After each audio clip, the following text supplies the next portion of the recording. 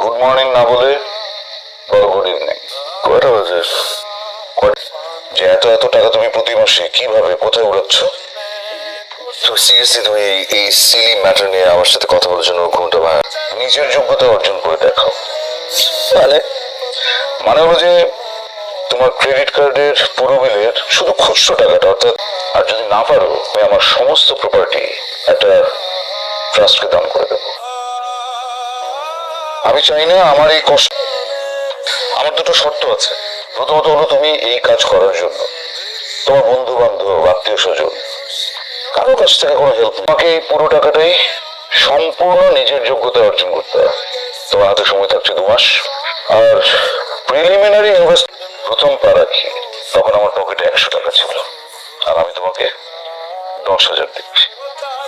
তুমি যদি মনে করিস you take it serious as well, ব্যাপারটা ফান হিসেবে নেবে না। ওকে? তুমি কি আমাকে চ্যালেঞ্জ করছো বাবা? তোমার কি মনে হয় বাড়ি থেকে বেরিয়ে যাবে? আর তোমার হাতে সময় থাকছে 2 মাস। Good luck. হ্যাঁ দোস্ত, তুই আমাকে একটা যে কোনো পোস্টে একটা চাকরি দিবি, আমার সাথে 25,000 টাকা স্যালারি লাগবে 1 মাসের জন্য। ব্যাস। দেখ, তোদের বাপের কিন্তু খুব খারাপ হয়েছে। আমি প্রচন্ড রেগে আছি, বাবার উপরও রেগে আছি এবং আপনার উপর। আমি বুঝলাম না, আমি বাস থেকে বের হয়েছি কিন্তু সবসময় না বিশ্বস্ততা দিয়ে কাজ হয় না, মাঝে মাঝে ব্রেনটাকে কাটাতে হয়। এখন আমি আপনাকে কিছু কথা বলবো, চলে যাবো কোনো একটা রিসর্টে, ওখানে আমি কিছুদিন থাকবো। আপনি বাবাকে এসব কিছুই জানাবেন না, ওকে? আপনি বাবাকে বলবেন ফেরত আসবো। ফেরত আসার পর আমি আপনাকে সুন্দর করে একটা চেক সাইন করে দেবো। সেই চেকের অ্যামাউন্টটা হচ্ছে extremely sorry sir. Matter what, আপনার কি মনে হয় বাবা যা যা বলেছে এগুলো সব সত্যি করবে? আমি তার, আপনি বুঝতে পারছেন তখন আমি আপনার কি করবো? Sorry sir. কিসের sorry sir? Sorry sir, sorry sir, আশ্চর্য। আপনি হবেই, আপনার বাবার কাছে মিথ্যে বলতে পারবো না স্যার। আপনাকে একটা কথা বলি, পানিতে না নেমে কখনো সাঁতার শেখা যায় না। চ্যালেঞ্জ ফেলবেন, কিন্তু তা করতে গিয়ে এটা ভাবছেন না আর কয়েক ঘন্টা পর আপনার থাকার জায়গাটাও থাকছে না। সিট ভাড়া হবে একটা বিজ্ঞাপন, সিট ভাড়া। আচ্ছা, আমি ওই যে একটা পেইং গেস্টের বিজ্ঞাপন দেখে আপনাকে কল করলাম। জি জি বলেন। ইয়ে ভাড়া থাকা খাওয়া মিলে 5,000 টাকা, আর আপনার 1 মাসের ভাড়াটা একটু অ্যাডভান্স দিতে হবে। মাত্র 5,000? কিন্তু এখানে না লেখা আছে যে ওই আগামী মাস থেকে ভাড়া দিবেন, কিন্তু এখন তো মাস শেষে 4 দিন বাকি।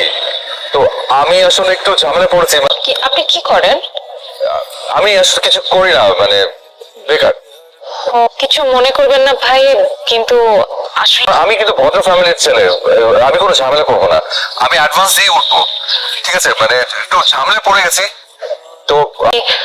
একটা কাজ করেন, বিকেলের দিকে আপনি আমার বাসায় আসেন, আমার একটু বাবা ভাইয়ের সাথেও কথা বলতে হবে তো। চাটা ভালো হয়েছে। তাই দেখো বাবা, তোমাকে দেখে এবং তোমার সাথে কথা বলে আমার খুব ভালো লাগে। কোনো চাকরি বাকরি এখনো হয়নি, এমন অবস্থায় যে মাসিক যে ঘর ভাড়াটা যদি তুমি সময় মতো আমাকে দিতে না পারো। আসলে আপনারা আমার উপর বিশ্বাস রাখতে পারেন না, আমি কোনো ঝামেলা করবো না, ঝামেলা ফেলবো না আপনাদেরকে। আমি আসলে খুব একটা বিপদে পড়েছি, মানে বিপদে পড়ে আসলে আমাকে একটা চাকরি জোগাড় করে ফেলতেই হবে। এনিহাও আমাকে একটা চাকরি ম্যানেজ করতে হবে। যদি কিছু ম্যানেজ করতে না পারি তাহলে তো আমাকে 2 মাসের মধ্যেই ওই টাকাটা শোধ করতে হবে, নাহলে তো বুঝতেই পারছেন। আপনার কাছে একটা হেল্প চাচ্ছি, প্লিজ আমাকে একটু সাহায্য, আমাকে প্লিজ এই সাহায্যটুকু করুন প্লিজ। তুমি থাকুক আপাতত। তুই যা ভালো মনে করিস সেটাই হবে। Uncle thank you so much. একদমই পছন্দ না বিষয়টা সেরকম না। আপনার যদি অভ্যাস থাকে আপনি বাইরের সাথে গিয়ে আছে। এটা আপনার রুম, আমার ছোট ভাই শৈবালের সাথে আপনার শেয়ার করতে হবে। এদিকে ওয়াশরুম আছে, আপনি চাইলে। আমি শৈবাল, এটা আমার রুম। এখন অবশ্য আপনারও রুম, আমরা শেয়ার করে থাকবো। সেকেন্ড ইয়ারে পড়ে। ওকে, এখন কি কইছিল ফ্রেন্ডসদের সাথে হ্যাং আউট? না, আমি আসলে 2টা টিউশনি করি। টিউশনি করে তারপর আসলাম। পড়াশোনার খরচ এসব সামলাতেই হিমশিম খেয়ে যায়, তাই আমি টিউশন করে নিজের খরচটা নিজে চালিয়ে নিই। ভেরি কথা বলি। শিওর।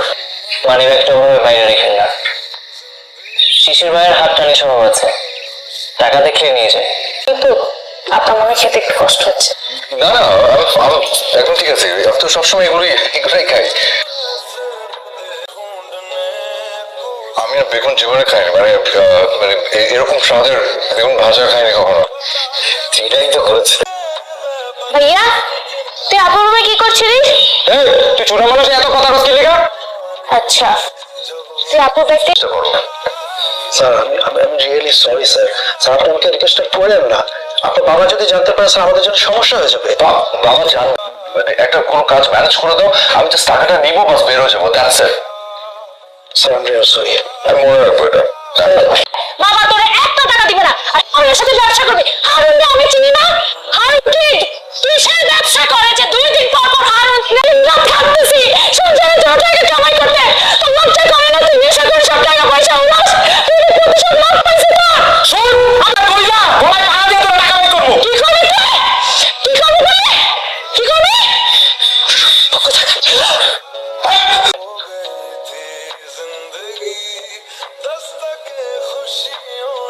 তুমি আমাকে আমার নিজের যোগ্যতা অর্জন করে দেখাও। না না ইটস ওকে, ঠিক আছে। আমি আসলে আমি এমনিতেই উঠে যেতাম। তো আমি কাজে যাচ্ছি, কোথায় যাবেন কি করবেন ঠিক করেছেন? না দেখি বেরোবো আর কি, দেখি কোনো কাজ টাজ পাই কিনা। আচ্ছা আমি খাইছিস কিছু? বসুন খাবার খাচ্ছি।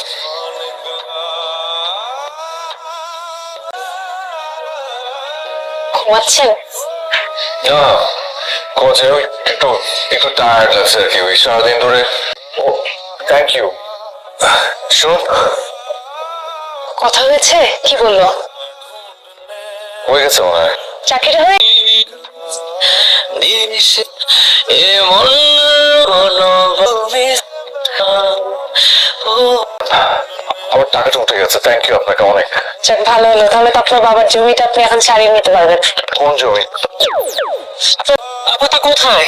আমি তো কাজে। কেন? আপু তুই এক্ষুনি মেডিকেল হসপিটালে চলে আয়। হসপিটাল থেকে কল করেছিল শিশির ভাই, আমাকে এখনো কিছু জানায়নি। শোন, বাবাকে কিছু বলার দরকার নেই, তুই যা, আমি আসতেছি। কি হয়েছে? হসপিটাল যেতে হবে। শিশিরের জন্য কি কত টাকা লাগবে? স্যার বলেছেন 2 থেকে 1 লক্ষ টাকা লাগবে। এটা কি এখনই দিতে হবে? পে করলে অপারেশন শুরু করা হবে। শোন, আপনি টেনশন করবেন না, আর টাকা ম্যানেজ হয়ে যাবে। আর শোন, এই টাকাটা আপাতত আপনার কাছে রাখুন। হ্যাঁ, আমার বিপদের থেকে আপনার বিপদটা অনেক বড়। আমি যা করছি ভালোর জন্য, আপনি একদম টেনশন করবেন না। আমি পরে সবকিছু আপনাকে বুঝিয়ে বলছি, আপনি আপনি আপনি ম্যানেজ করেন, আমি তো আসছি। আমি জানি আমি বাবাকে ফোন দিলে বাবা ফোনটা ধরবে না। আপনি প্লিজ বাবাকে এটা করবেন। 3 লাখ টাকা লাগবে। And I want that money right now. আমি এখন কোনো কিছু এক্সপ্লেন করতে পারবো না, শুধু জীবনের কোনোদিন আমার মুখ দেখবে না, ব্যাস। স্যার, ইন্টারেস্ট কি হয়েছে বলো তো? স্যার আপনার ছেলে মানুষ হয়ে ওকে স্যার, আমাদের পেশেন্টের যেন কোনো অবস্থাতেই কোনো প্রবলেম না হয়। জি স্যার। আমরা আপনাদের খেলার একটা অংশ ছিলাম। না, খেলার অংশ ছিলেন না, বরং আমার জীবনের 2 মাস আমার জীবনের সবচেয়ে বড় শিক্ষা ছিল। শিশিরকে দেখতাম, আমার মনে হতো আমি আমার নিজের কথা বলতে চাই। আমি জানি যে এই সময় এই জায়গাটা এই কথার জন্য পারফেক্ট নয়, তারপরও আমার মনে হয় কথাটা আপনার জানা দরকার। আলোটার হাত ধরে আমার জীবনের বাকিটা পথ হাঁটতে চাই। আমি ভালোবাসি আপনাকে।